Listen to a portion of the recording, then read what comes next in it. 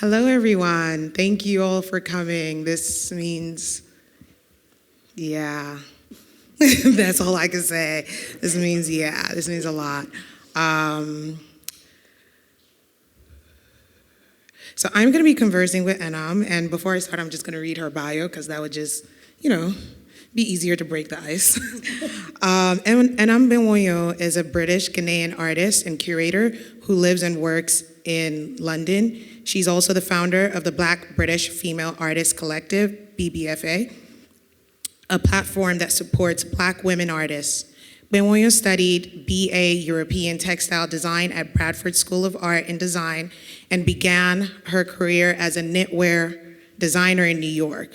Following 6 years in the industry, redundancy prompted her to return to the UK and subsequent career change. Her practice investigates identity, womanhood, and humanity through the mediums of textile and performance. Gbewonyo's work also advocates the healing benefits of craft.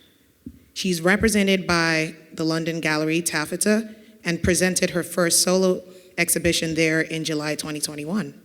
Her recent accolades includes Denton's Art Prize 2021/2022 winner, New Art Exchange Future Exhibition Prize winner 2022, Black Rock Senegal Artist in Residence 2022-2023 selection, and Genome Fine Art Textile Award 2021 shortlist. In September 2021, Gbewonyo was also selected for Arts and Heritage Meeting Point Commission, responding to the heritage site God's House Tower. The year-long project culminated in her solo presentation, Gardez-le, which included an exhibition, live performance, and unveiling the eponymous titled New Performance Film. Recent group exhibitions include Transforming Legacies, Black Cultural Archives, London, UK, What Lies Beneath, Women, Power, Politics, Newhall Art Collection, Murray Edwards College, Cambridge University, UK, and a bunch of many, many others. She also just opened a solo show at the New Arts Exchange Program in England. And yeah, I'm gonna end there because we could go forever. So please help me welcome Enam Gbewonyo.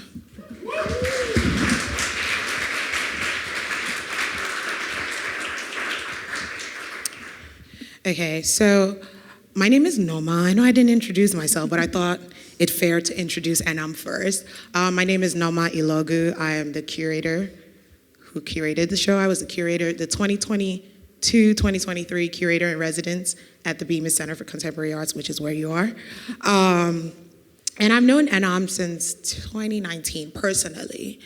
And when I started thinking about the show, Neo-Custodians, this version of Neo-Custodians, this show is kind of centered around thinking through how within Africa we've always communicated with cloth, thinking of how it dictated the way we wove patterns, it dictated the iconography that went onto the cloth, and in so many different ways, our cloth was a representation of how we documented our history, our culture, and so many more things within our society.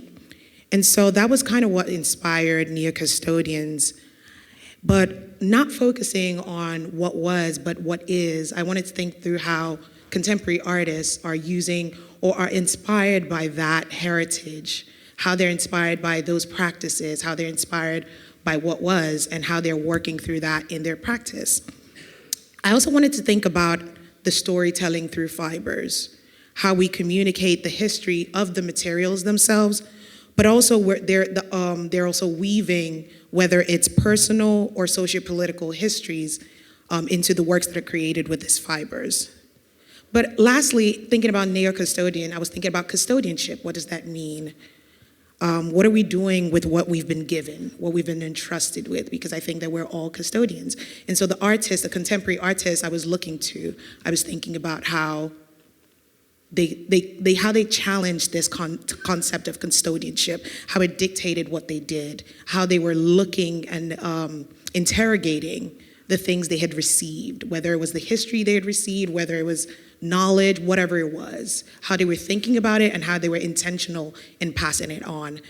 And looking at all these three things, when I thought of, okay, who would be the perfect artist that was already within the group to ask to come make a work specific to this exhibition, the only person that really came to mind was Enam, because I felt that her work truly embodied, while all the artists really did, but it captured and encapsulated the actual essence of what Neo-Custodian was about. And so when we start this conversation, I'm thinking about where it all began. Like, I started intimately following your practice in 2019. But when I think about your practice between 2019 and now, the evolution has been legendary. And I think it's a disservice to start this conversation without beginning there. And so, particularly thinking about your work, and we're going to focus on a particular series, but when I think about it, when I think about your practice over time, two words come to mind: organic and just, I lost the other word, honestly, but really organic. And I think that it's really interesting, having read your bio and knowing you, think about the full circle moment, starting as studying textile design and then working in knitwear, and now kind of coming back to creating with textile. And so I want to speak to the series, which is what we're showing within this exhibition, your Nude Me Under the Skin series. And I want you to kind of tell us a little bit about how that came to be, what inspired it. So I started that series in 2016, and that was around the time that I started seeing Black-owned brands that were making nude tights for Black women and women of colour. And that really struck me, and I was thinking, how long has it taken us to get to this point of inclusivity? And also being a textile artist and being really kind of passionate about materiality and working with different materials and really kind of exploring and kind of stretching the capabilities of what that material can do, and just thinking about the potential of working with tights and creating artworks with that. And so I actually started from a point of research, kind of just taking it back to how I'd been taught at university. And started at the V&A, the Victoria and Albert Museum in the UK, as a fashion and textiles museum. So I thought that would be the best place to start. And I was really interested actually in looking at the history of this garment and how that intersected with Black women specifically, because I was thinking about my own journey as a Black woman born in the UK and having to kind of battle with my own ideas of self-worth and value and femininity and beauty when everything around me doesn't represent what I look like. And nude tights was, something that, especially in the UK, we wear tights all the time, like now. But then realizing that, I've never had a pair of tights that actually matched my skin tone, and how that, even that simple thing, made me feel lesser and othered me. And so started looking at advertising as well, because I think that's always such a powerful tool of sending messaging. And came across things like this image here, Onyx Black Hosiery, which Lord & Taylor is a US brand. And these images of Black children, they had images of Black women as well, kind of giving the sense of them being from plantations, and then this tagline of we never change colour, and how problematic that was. And so I actually started from making etchings, so printed etchings. That was what, in kind of the 1920s heyday of like Mad Men advertising would have been done through etching. So wanting to kind of keep that kind of the authenticity of the way those messagings were taking place. So I started from that point. But it crosses so many different themes. So obviously I started looking at the British Empire as well, and clothing, and how in kind of the 1700s, 1800s, for the British elite, they would wear stockings because that was a way of displaying their wealth and, their value. And so for men, they could display them, outside. So you have this image of a British gen. I actually forget who he is, but there are so many of these portraits in the National Portrait Gallery in the UK. But none of them ever talk about where that wealth came from. And during that time, more often than not, most of the British gentry that are still lorded over today would have made their income from the slave trade or from taking part in it in some way, whether they were shareholders in the Royal Africa Company, whether they owned the ship companies.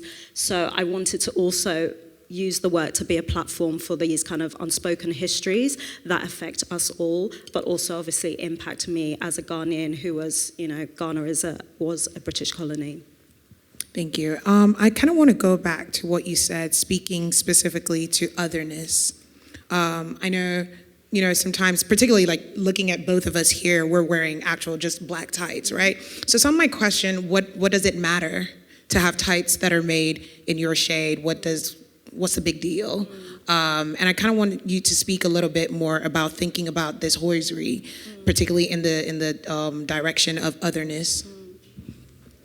Yeah, so I guess it really, like I said, it comes from a personal place, but also just thinking about generationally how that has impacted Black women. And so this actually is an image of my mother, who moved to the UK from Ghana in 1969, like so many African and Caribbean women during that Windrush era, and worked as a nurse in the National Health Service. And so I don't know if many of you know the history, but after World War II, because there'd been such a loss of life in the UK, they started promoting across their colonies, inviting men and women to come to the UK and work and, find better lives. And, the tagline was, come and support your mother country and you'll be welcomed with open arms. But when they arrived, what they found was a very different reception. And I kind of I started from the point of my mother and her own experience. And actually that was the first time that I sat down with her and had a conversation about her experiences as a young woman moving to the UK and the racism that she experienced, throughout her training on the wards from patients. And it really got me kind of thinking about how, especially for Black women, we often come from a place of care, even linking it back to the plantations where a lot of the women were looking after their master's children, nursing their master's children, and it's usually at the detriment of their own families. My mother was working nights a lot of the time, and, she was present, but obviously she's sleeping. Dad's always telling us to be quiet and not, wake mother. And so I just started thinking also about how generationally Black women have given so much, but often what they receive is just a lot of abuse and pain, and how that is also passed down from generation to generation. And so the work also then kind of became about healing. But I also wanted to look at other points where that was really apparent, and I started looking at the ballet industry. And learning about the experiences of Black ballet dancers, how they would have to pancake their shoes and dye their tights to match their skin tone. And again, you might think, oh, what's the big deal? But the whole point of the tights that ballet dancers wear is that when they're dancing, so with the pink tights on a white dancer, it's this idea of this elongated form. So there's kind of this seamless movement of the body, but obviously that's not going to happen on a Black body wearing those pink tights. But it's also the fact of, listening to interviews where dancers were saying that while the other dancers are kind of prepping and getting in the zone, they're sitting there having to pancake their shoes to match their skin tone. And so all of these little things that kind of add up to the kind of constant idea of, we're never good enough, we're always othered, we don't fit in. And so then the work also starts thinking about how can I be a space for undoing those kind of harmful idioms that we carry with us on a daily basis as well. Right, and going back to what you said about how you started thinking through these with paper, kind of to relate to how the advertisements were done. I'm looking at the works that you created, the etchings in paper, but also working with tissue. There's this kind of softness and tenderness and fragility, even thinking about the fact that the works on tissue were displayed kind of like on a clothing line with pegs. And I wanted you to speak a little bit to us about that. Yeah, so with the paperworks, for one, it was also thinking about how I can kind of continue creating that sense of femininity and delicateness, but then also thinking about how skin-like it can be. So I kind of crumple them up and create these kind of fissures in it. And so it kind of has that feeling of skin and kind of almost that touch feeling of skin as well, that tactility as well. And so because the kind of overarching message of this work, Nude Me Under the Skin, the under the skin reference is to the fact that no matter our race, our colour, we all have the same ecosystem of blood vessels that, exist underneath the skin and, help us navigate this planet, pump life force through our body. And it's this idea of, oneness and universality that I kind of want to be the overarching message. And so thinking about this, paper as skin, and this is when I started doing the embroidery work over the top of it, was kind of how can I really embody that messaging through the actual kind of fiber of the work as well. And there's so much, I think that was the second word. I said organic at the start. Mm-hmm. The second word was intentionality. When I think about your practice, there's so much intentionality with how you address each of the things you create. And, you spoke about the embroidering and the blood vessels and the veins. And I think about you working in embodying these craft practices, first embroidery and then knit. Can you speak to us why that route, but also kind of tying it to this work we're looking at? So I guess being a textile designer, these are the methods that I use to make fabric, to make material. But I think also on a deeper level, as I started kind of exploring this work, even thinking about the stitches and how the stitches also emulate that kind of idea of blood vessels under the skin. So how very much it can really speak to all the things that I'm kind of exploring within the work as well. And with this piece, Invisibility Cloak, so all the titles of the work are also kind of explorations and kind of little hints at what the works are talking about. So obviously they're made in this kind of standard nude colour, and it's this idea again of us kind of being invisible. And this piece was actually, I used this in my first ever performance. And in that performance, you're asking about why I display those works on kind of pegs and on a line, was because in that performance, I kind of have this washing line that I start placing my artworks on, and that was kind of an ode to the fact that Black women have always worked in these service roles, thinking of like the washerwomen, and that for me was kind of a really powerful way of putting that message across. So yeah. I think it's also important to, after talking about the process in which you make, but also to talk about things that relate to it. So for instance, thinking about how you went from using this hosiery, why, you've walked us through why hosiery and what it serves, but then you kind of evolved to incorporating personal imagery into your work. And you'd spoken to us about your mom's experience with tights, but what made you to begin to have this personal visual narrative into the work? With these works specifically, where I'm using a lot of images of my mother, I was just thinking about her story and thinking about all the other women that worked in the National Health Service and have never really been given any thanks for, their sacrifice. They left the countries that they knew, they left their families to start afresh, and really gave their all to this, to this service. And I wanted a way to kind of etch their stories into British history. And so I started with works that were kind of depicting images of my mother in her uniform, but then I also started doing a whole series of work, kind of doing a call out and getting stories of other kind of African and Caribbean women that worked in the health service and creating these works with their images as well. And yeah, it was very much about how can I be a way of creating their legacy and kind of really etching their stories into, the history of empire. I think another thing that Neo-Custodians is talking about or is hinting to is concept of preservation. So even when you talk about the importance of etching these women's stories into history or the canon, it's interesting to me to think of how you also think about sustainability within your work.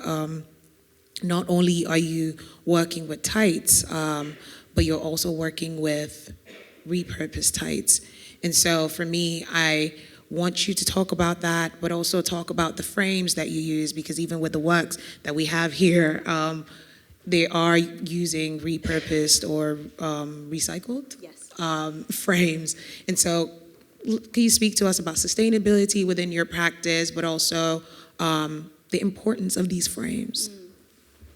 So I actually started using just the black tights, the used black tights, and actually asking friends and family to donate their tights as a way of thinking about, because I also think about the material on an atomic level and thinking about the fact that the people that are wearing these clothes, you know, however you're feeling in that day, those emotions, everything gets embedded into the atoms of those clothes as well. So thinking about how they can tell Black women's story, but also how it can also show how, you know, drained and tired we are from the constant subjugations, the constant, you know, kind of just every day trying to make it through a day.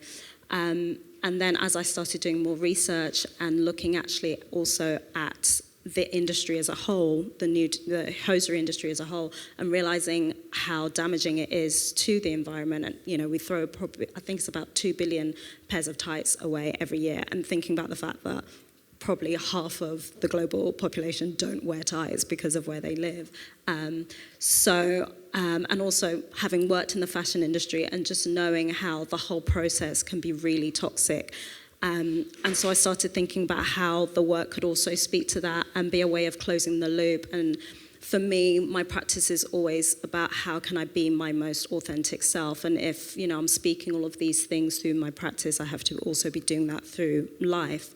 And so, you know, I always try to use natural materials. I stay away from plastic in clothing as much as possible, as well as, you know, everyday life. And so that was the idea of kind of starting to just use used material, recycled material throughout the practice. So even in terms of the threads I use, if they're not natural materials, then they're recycled threads. And then in terms of the actual frames, so some of them are quite ornate, like this gold piece in the corner. And that was me thinking about kind of using vintage frames and how they can be this idea of empire as well, because I was thinking again of the portraits that I'm seeing in National Portrait Gallery, but then also just thinking about it in a visceral sense of being boxed in and feeling constricted, and even the idea of wrapping the tights around the frame in that way is all about kind of the way we're kind of stretched and kind of made to fit these boxes that just don't embody us, and we're so much more than these boxes. And so a lot of the works also are kind of stretched over the canvas, and it's over the frame or the canvas, and yeah, it's this idea of how can we break free of these things that continue to constrict us on a daily basis. Yes, interesting. You speak a lot about the empire and the systems and things that women have been constricted within, and I want you to delve deeper into the two of the works that we have within this exhibition that speak directly to the empire. So this piece, again, like I say, the titles kind of give you a clue. So it's titled "The Empire Has New Clothes: A History Rewritten in the Black." And so I was thinking very much of symbols of the British Empire, and so thinking of the British flag. And so was thinking, how can I create a work that kind of speaks to that? So you kind of see it has this kind of feel of a flag with these kind of little kind of square portions that I knitted. And in doing this, in this work, I'm kind of speaking to the fact that these empires, these notions of empires wouldn't exist without our contributions, our physical contribution, our land contribution, our resources. And so actually the flag is, like I say, it's rewriting the history. It's actually, in my way, correcting it in that empire, the little island, that is that little kind of nude piece in the corner, wouldn't exist without all of the blackness surrounding it that's contributed to its wealth.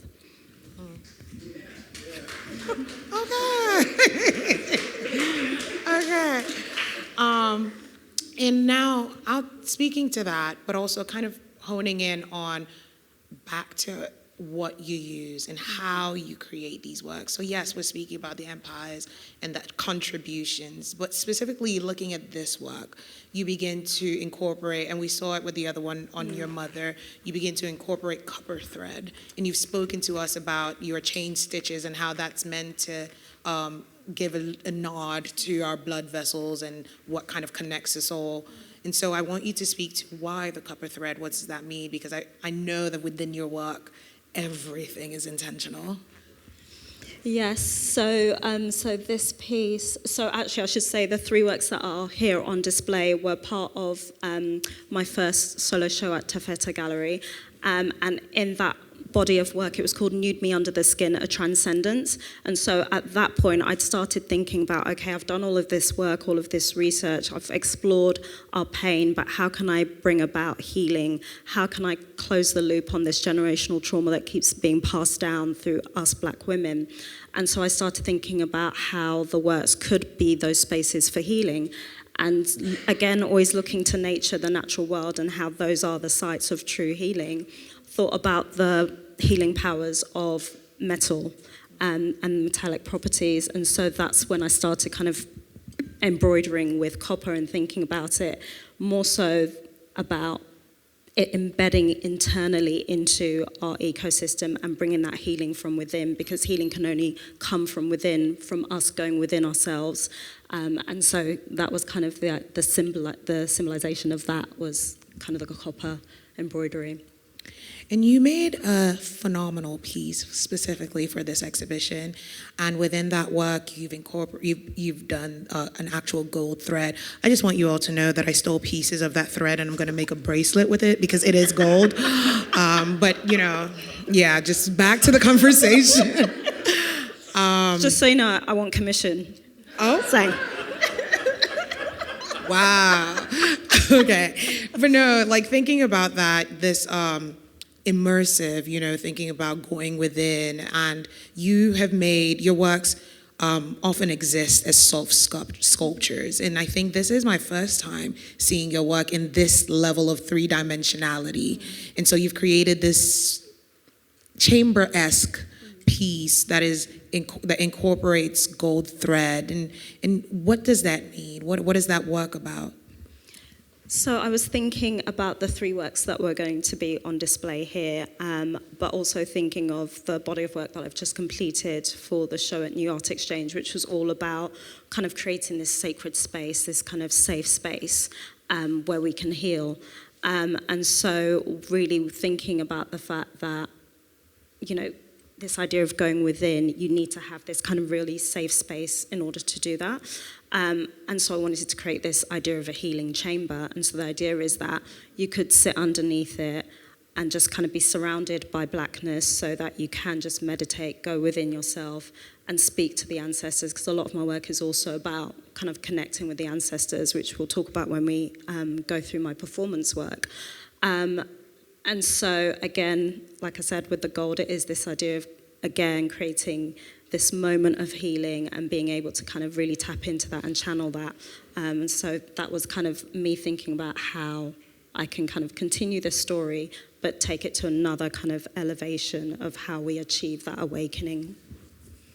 And in thinking about elevating the story, evolving the story, the organic way in which your work just evolves, let's talk about your performance. Let's talk about this piece and how it functioned and how it was activated, because a lot of the times you create these objects, you create these works, and then you activate them with performance. How did you start performance? Why did you feel it was necessary?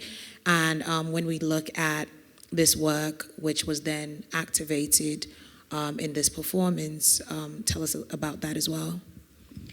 So, like you say, my journey has been very organic, and the performance work, that whole journey was very organic, because if you'd asked me back in 2016, I'd have been like, me? Performance? No, thank you. So I was talking about the invisibility cloak performance, and so that came about because my mentor at the time had encouraged me to apply for this call for papers to deliver a talk at a conference. And I was like, being an artist, I don't want to do a death by PowerPoint presentation. I want the audience to really engage with my work. And so then I created this idea of a performance. And then I think the next year I was invited to do a performance activating one of my sheroes, Sengen Ngudi's exhibition that was on at the Henry Moore Institute in Leeds. I don't know if everyone is familiar with Sengen Ngudi, but she's one of the kind of elders in the African American arts community, but global arts community. And she's actually prominent for working with tights as well and activating her work with performance as well. And kind of learning about her and realizing that there was a lot of synergy within our practice. She explores kind of African and Native American spiritual healing practices within her work as well. And so for that performance, I had sent 2 proposals, one of which was the one at the top that I ended up delivering in Venice. And so they chose the other proposal, but I really believed in this performance piece. And so when I was invited to be part of this palazzo, the Palace of Ritual and Healing, I thought, everything happens for a reason. And this was so kind of, again, this kind of idea of synchronicity and the fact that just the title of the palazzo was just so in keeping with what this particular performance was about. So the artwork kind of exists in its own right, and it's titled The Oculus, the Third Eye. And in the performance, I kind of move within it and through it. I start off in the fetal position. And the idea is that there are kind of 4 corners with harnesses that I then tie to my arms and my hands. And so through that performance, there is an audio monologue that talks through 4 women's stories. And I tied them to the line of the births of my matrilineal ancestors. So myself, my mother, my grandmother, and my great-grandmother. And so through the performance, I'm kind of exploring the stories that are being told in the audio monologue, and tied to the research that I started kind of looking at through the V&A. So one of them was this slave on the plantations that worked in the master's house, found this doll that had these white silk stockings and was kind of putting it against her skin and kind of realizing that she would never have skin as beautiful as this kind of white silk. And then there's a story about a woman who works in the NHS on the nurses' ward, has been told to go and find tights to match her skin tone. She can't find them. She finds this charcoal, ashy grey, like the picture of my mother. And then there's a story about a woman kind of in present day, which is kind of exploring my story and my journey.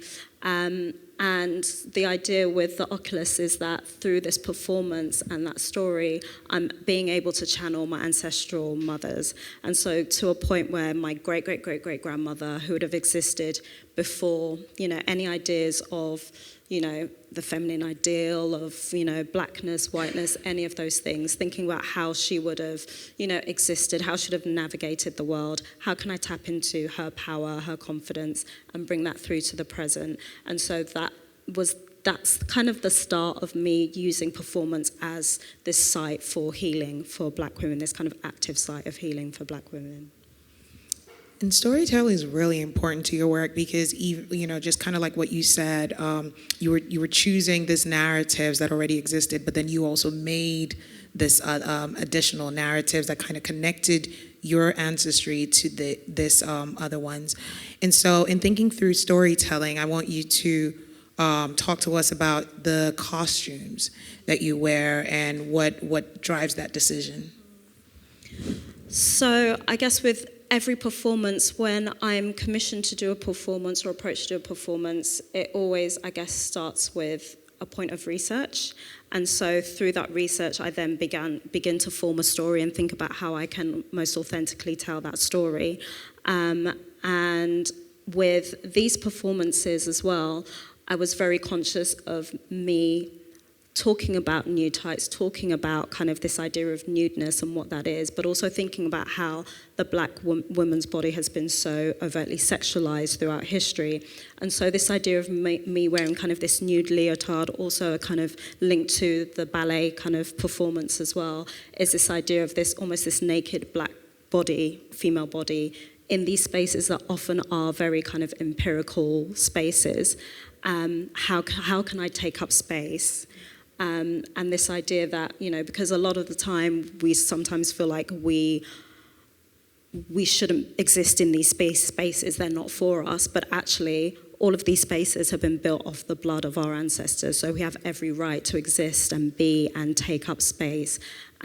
And I think it's also interesting because I am little, I'm a little woman, and so how can I be expansive in the way I move my body and just really be and exist in that space? And it's always interesting kind of just thinking of these structures and the shapes and forms within those spaces against my kind of brown skin, and that's kind of evident in some of the other films that I've done as well. I think it's also right, as you talk about taking up space, being in places that one might not necessarily feel included, to think through what it meant for you to, and we look in the two images in the slide, two lower images of the slide. This was a performance you did in Marrakesh. What was it like as a first time exploring this concept of performance on the soil that we are from and not in these other spaces? How did that shape your performance? How did that shape how you told the story? And Yeah, that was a really special performance for me. Like you say, it was, the first one on the continent, and I had kind of been commissioned to do this performance as part of a residency, but also part of the 154 kind of opening presentation. And the Space d'Arbalage had an exhibition with artists like Hassan Hajjaj, who'd been working with local women in the community in the, I forget what the market's called, do you remember? But so in the market, and for me, it was that kind of connectivity of this is a group of women, again, who their stories haven't been told, and they had some really beautiful stories to tell. And the first time I met them, we were kind of just exchanging stories, and I was saying that, explaining the performance idea I had in mind and how I wanted to include them. And so I asked them to donate items that would go into the performance. So you can kind of see in the corner, within this cube, there's this little carpet and little trinkets. So majority of these things are things that the women had contributed. And one of them gave me this really beautiful old leather satchel that she said was her great-grandfather's, and they'd kept passing it down. And I just thought that is just so connected to the stories that I'm trying to tell.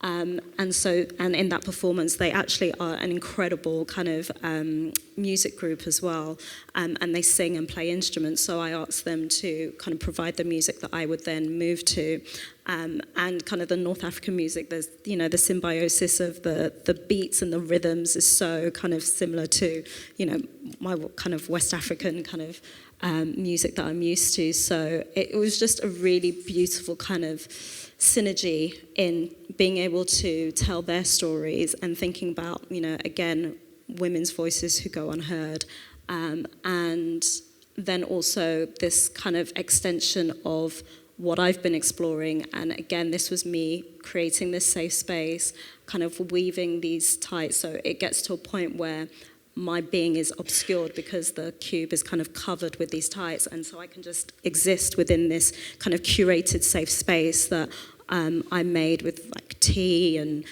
plants and kind of books on African spirituality and art and all the things that kind of make me feel whole.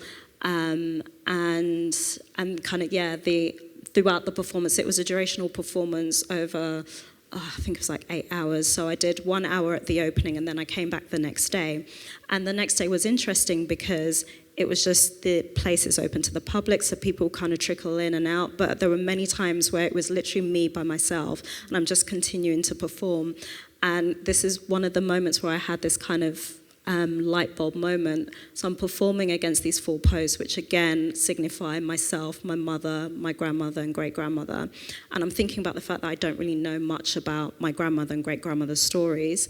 And as I'm performing against these posts, I have this realization that as much as I don't know their stories, it lives in me because their DNA exists within me. I am their daughter, and so I can still channel, their power and their vulnerability and, just their essence by going within. And so that's a kind of powerful thread that has now kind of lived with me as I continue to develop the practice and the performance as well. Great. Performances are some... Go ahead, take it in. Performances are something that are so time-based, they're so space-based, you kind of have to be there. And now your performances have begun to live as films, thinking about the concept of documentation, thinking about the concept of preservation, thinking about what outlives us, what we live on, the legacies we leave behind. What made you venture into filming your performances or creating film versions of your performances, speaking to this one? So again, this is just another kind of organic point in the journey, really. So when I first started performing, I was very kind of keen for it to be these intimate spaces because I see these performances as, these active sites of healing. And then actually with a friend of mine, so the director, Freddie Layden, is a friend of mine that I work with. And he was the one that was kind of like really keen to explore my performance on film. He's like, I really think we could create something really beautiful and powerful. And as I thought about it more, I thought about actually performance on film means that it reaches so many more people, because I'm also very conscious of the fact that a performance happens in that moment and it's only the people that exist in the audience that will kind of have that experience. And I guess as I continue to explore my practice, I start to really understand the fact that with every commission or every kind of project that comes to me, I really want to authentically tell the story in the right medium. And so that might be the 2D artworks, or it might be just a physical performance, or it could be the film. And I think the capabilities of film mean that you can really create a beautiful story with things like lighting, with things like sound design. You begin to create something that's even more powerful than you can within the kind of performance moment.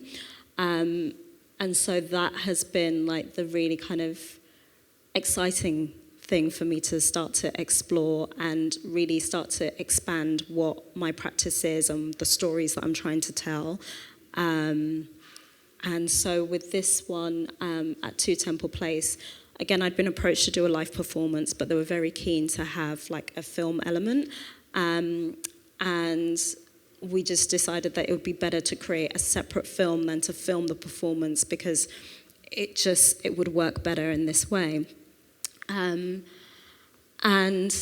I think one of the key things about my performances is that it's not choreographed. I'm just in the moment, we play the music, and I just move as I'm kind of, interacting with the space and however I'm feeling in that moment. And this space, 2 Temple Place, was actually built by William Waldorf Astor, who is an American immigrant that moved to the UK and built this really beautiful, stunning home in Temple in London, so central London, because he wanted to try and fit in with the British elite.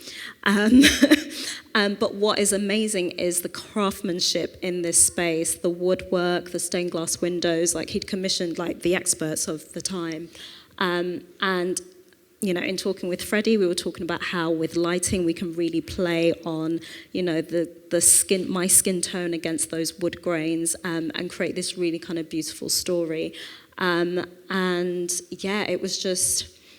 It was a really kind of humbling moment, but also really emotional moment watching the first edit of the film and just thinking, my gosh, I could have never imagined that, we could create something this powerful, and just realizing how film can be a really beautiful tool to tell stories and, explore performance.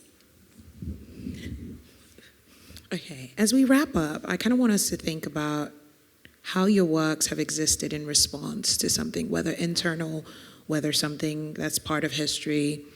But now in performance, the incorporation of response to space, the architecture, the history of the architecture. This performance is one that we have and is part of this exhibition, so please make time to stop in the video room. It's the dark, dark room. Make sure to stop and check it out. But I also think it's important to note that as synergy will have it, as things just happen organically, as part of your practice, as part of our connection, this performance also features an Omaha-based artist, Liz Gray.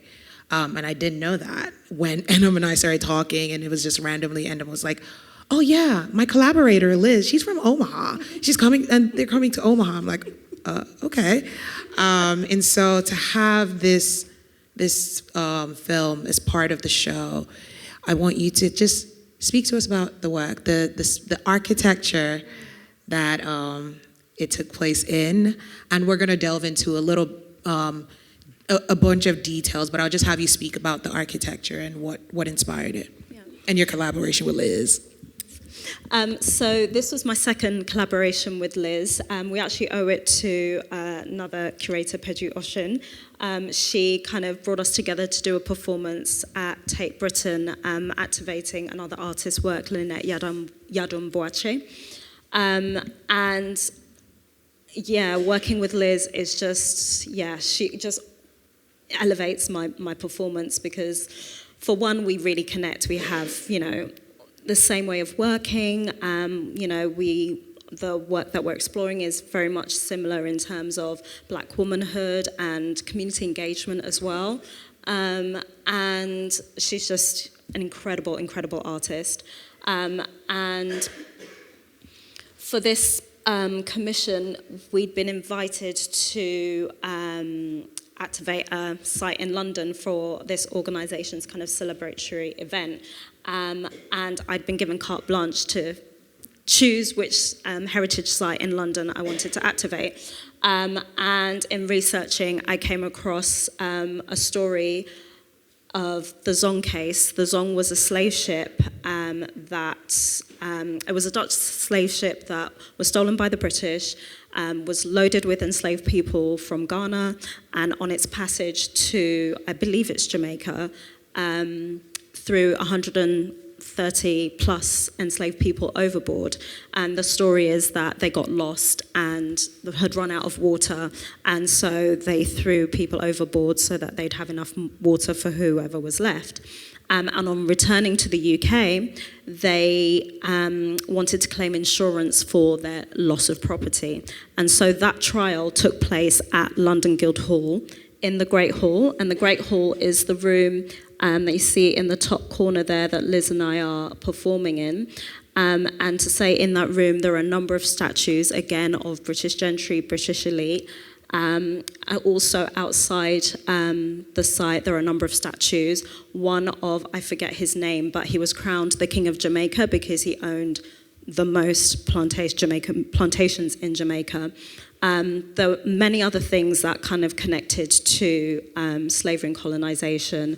Many of the mayors that would meet here owned plantations. So there was just a number of things that kind of tied to the things that I continue to explore, and I really thought this would be the site to deliver a performance, again, as a way to kind of platform these stories that are never told, but also just thinking about those enslaved people that were thrown overboard and how they were never given this kind of rite of passage, and so this performance became that for them as a way of kind of laying their souls to rest.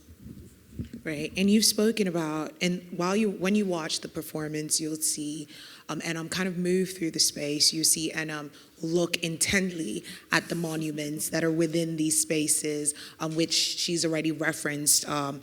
But I want you to kind of speak to us about the different rooms. You've mentioned one of them, which is in one of the photos above, but to kind of speak to us about the significance of the different rooms that you move through. Speak to us about that, but also, well, start with that, and then we'll kind of move through.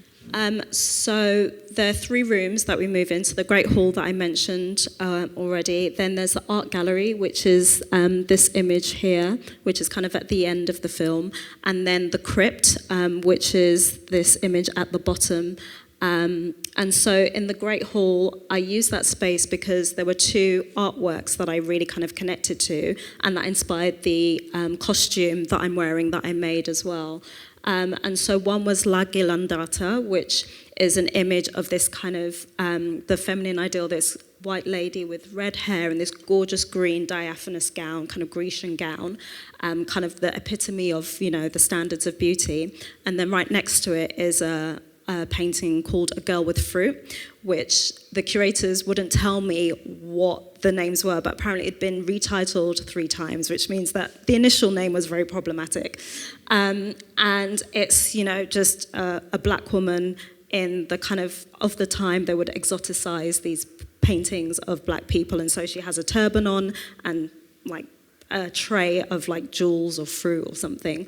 And so I really wanted to speak to that, and so it was important for us to move within that space as well. And the performance actually started as a live performance before we made the film, and so it starts in that room, and then I take the audience on a procession through the building, and again it's this idea of it being this funeral procession, and then we go to the Great Hall, which is the site of the trial, and then it ends in the crypt.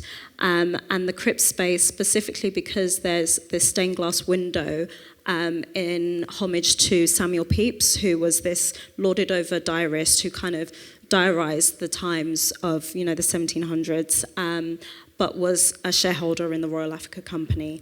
And so it ends in that space, and during the live performance, I'm kind of scribbling on the floor, which you see a little bit of in the film. And that was me actually drawing kind of this symbol of a slave ship, and then kind of writing all of the things that I'd uncovered through research about, the hidden histories of these mayors of the trial of Samuel Pepys. And it's left there for the audience to kind of come and read and just kind of take away with them. And so that was kind of the importance of those 3 rooms. I'm going to talk a little bit about technicality.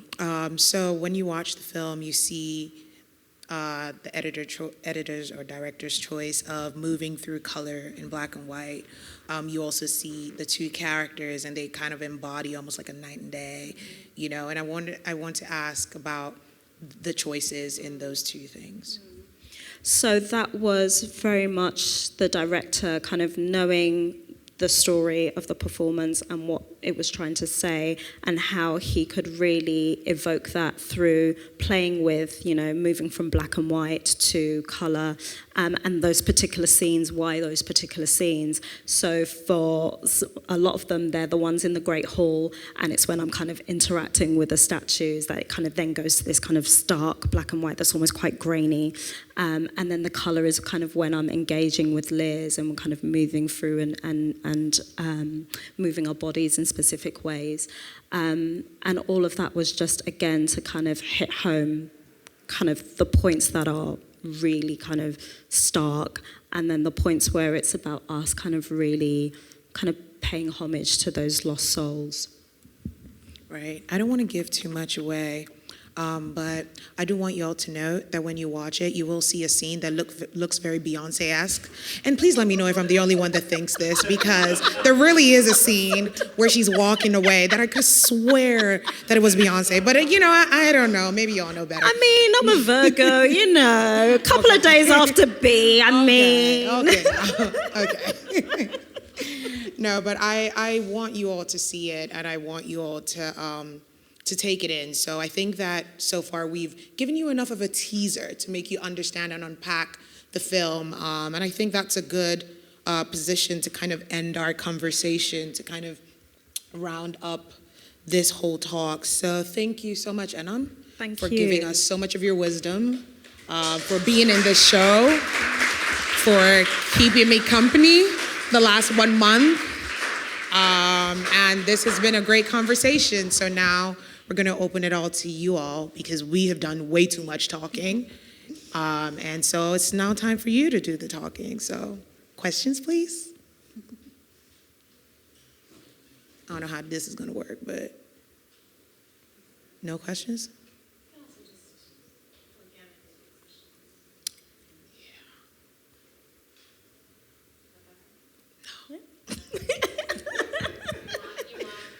No, I don't necessarily want a question. I mean, thinking about all the different things we've spoken about, the exhibition, you coming here. I think another thing that I actually wanted to touch on that I didn't, is thinking about, I think the last point, we've kind of spoken about how you've used cloth to talk and how to communicate within your work and the storytelling aspect, you weaving narratives between your ancestry and different historical periods. And I think finally, the last point in thinking about Neo-Custodian, that aspect of custodianship, but also in regards to mentorship. I know that for me, this exhibition had a pivotal shift when I encountered the Nneoma Ilogu work in the Jean Leahy Mall. And I'm thinking about, just being in Omaha, freshly being in Omaha. I think I'd been here for like 3 months. And seeing that made me feel like I was supposed to be here, like something was, and I know that in your I kind of want you to speak about your history, about the people who have created that in terms of mentorship, in terms of making you feel like your practice was important. You've mentioned Senga Nugudi in speaking, and Lynette, I don't butcher. Yeah, I do not want to butcher her name. Yeah, I think it definitely takes a village, and I think especially for Black artists, there's so many kind of barriers in this journey. And I mean, part of the reason I set up the Black British Female Artists Collective was because of that. And that really became a sisterhood and kind of the first space of having, people that you can talk to about your experiences and things. And like you said, Auntie Senga, who is just such a powerhouse and so giving. And actually, I do want to kind of make a space for the elders, so especially the Black British artists that are only really now getting their dues, like Lubena Himid and Sonia Boyce and Claudette Johnson. There's so many others who, in meeting them and coming into contact with them, again, they always are so giving and, really wanting us to have better experiences than them. And I think that's kind of what we're all trying to do throughout our journeys, is kind of make the journey a little easier for the next generation. I obviously have to thank you. You have been such a beautiful light in this journey, especially being here as well. Just really want to applaud you because you come from a place of such care. As much as you have so much passion for what you do, for me, what really connects with me is that you really care about us as artists, and how you can really authentically place us and speak truly about our work. And that's really rare and really beautiful. So I really thank you for that and for your sisterhood. And also for people that I've met here as well, like Miss Celeste, where are you? An amazing artist and human who, again, has just welcomed me with such kind of open arms and a warm heart and does so for the community here. And I've really gotten that sense. And so I'm just so honored to have met you and really, really hope we can stay in contact. And Miss Celeste's work is also in the exhibition, so please take time to speak with her because she is in the crowd. Ask her about the pieces and any other questions you might have. But I think that kind of concludes our conversation. Thank you all for your time. Thank you, Enam, for speaking with me.